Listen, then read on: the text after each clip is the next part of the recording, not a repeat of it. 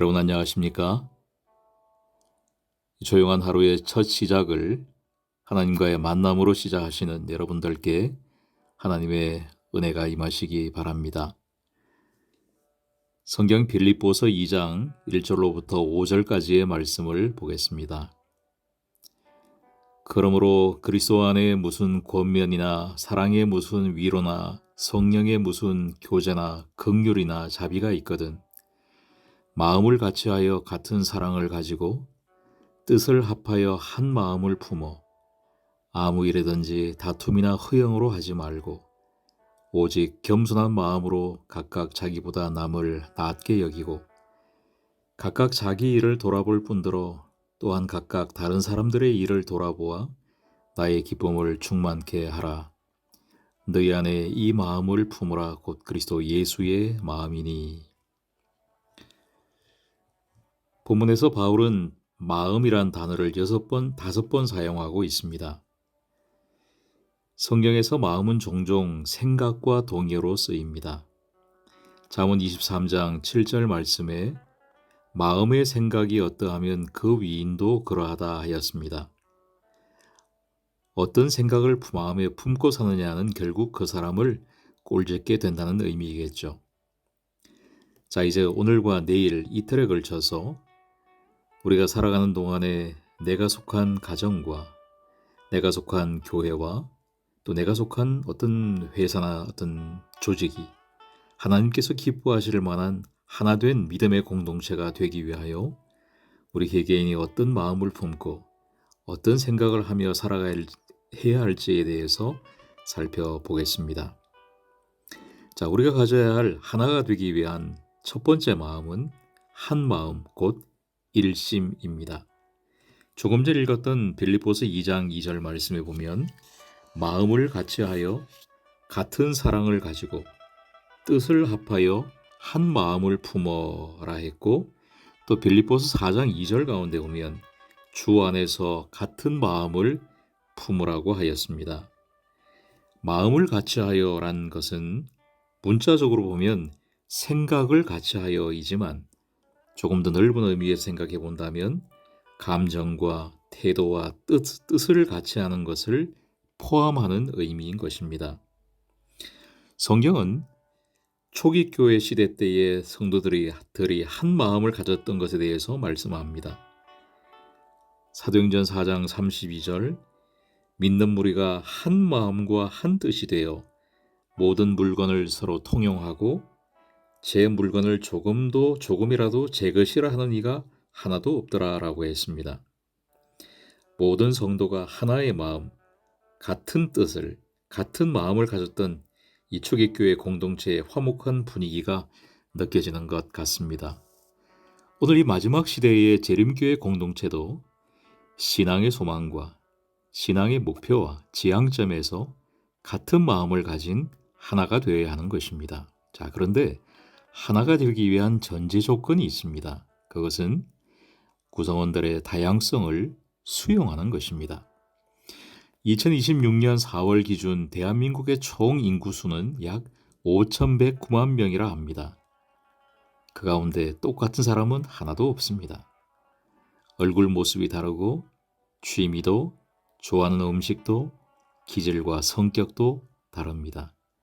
인생관과 가치관 또한 그 숫자만큼이나 매우 다양합니다. 또한 교회에서 각자 받은 영적인 은사도 다양하고 교회에서 각자가 선호하는 봉사의 역할과 영역 또한 개인의 차이가 분명히 있습니다. 하나가 되기 위하여 한 마음이 되기 위하여 이와 같은 사람마다의 차이와 그 다양성을 수용하고 그 다름을 기꺼이 존중해야 합니다.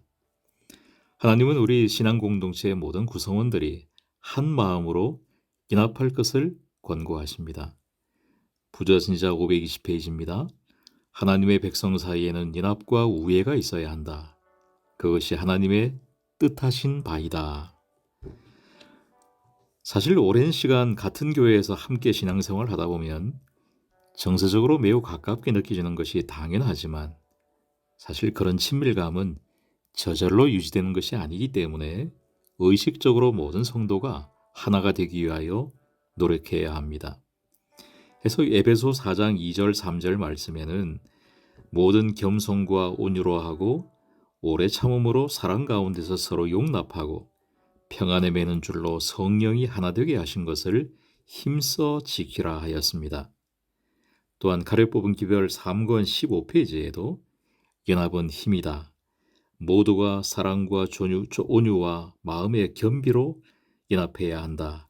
그들은 항상 서로 예의를 보이고 존경해야 한다라고 했습니다.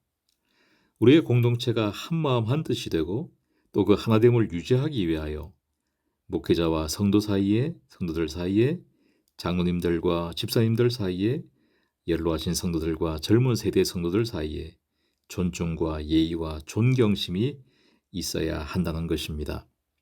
하지만 예의만 지킨다고 우리의 공동체가 하나 되는 것은 아닙니다. 그래서 두 번째 마음이 필요합니다. 하나 되기 위한 두 번째 마음은 타존심입니다. 다른 말로 하면 겸양지심이라고 할 수 있겠습니다.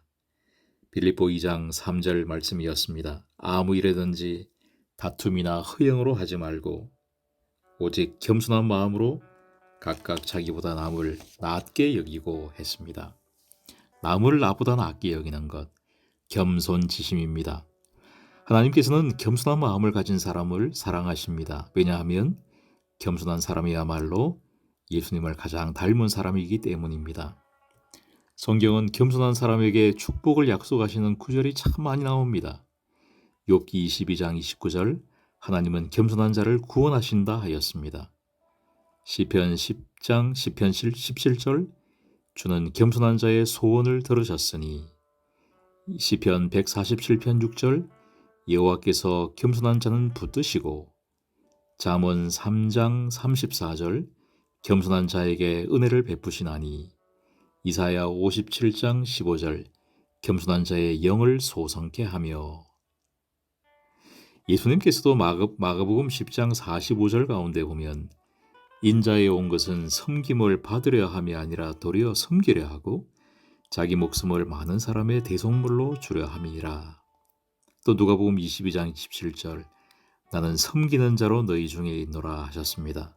참으로 황송하게도 예수께서 이 땅에 오신 이유가 사람을 섬기기 위해 오셨다는 것입니다. 이러한 예수님을 닮는 것이 우리의 소원일진데 그런 의미에서 그리스도인 생애의 성공은 더 이상 낮아질 수 없는 데까지 자신을 낮추어서 모든 사람을 잘 섬기는 데에 성공하는 것입니다. 여러분 가장 낮은 곳을 향해 나아가는 겸손의 여정을 방해하는 그 어떤 유혹에도 흔들리거나 양보하지 마시게 되기 바랍니다. 로마서 12장 16절 가운데 16절 말씀에는 서로 마음을 같이하여 높은 데에 마음을 두지 말고 도리어 낮은 데 처하며 스스로 지혜 있는 채 말라고 조언해주고 있습니다. 여러분, 우리 자신을 낮추고 겸손한 마음으로 상대방을 나보다 낮게 여기는 예수님을 닮은 성도가 되십시다. 우리의 가정과 교회에 서로에 대한 존경과 사랑이 넘치는 겸손의 아름다움이 가득하시길 바랍니다. 하나 되게 하는 마음, 오늘 살펴본 마음은 한 마음 한 뜻, 하나의 마음 또한 겸손한 마음이었습니다. 여러분, 오늘 이 마음을 연습하시면서 하나님과 동행하시는 귀한 날 보내시게 되기 바랍니다. 여러분 감사합니다.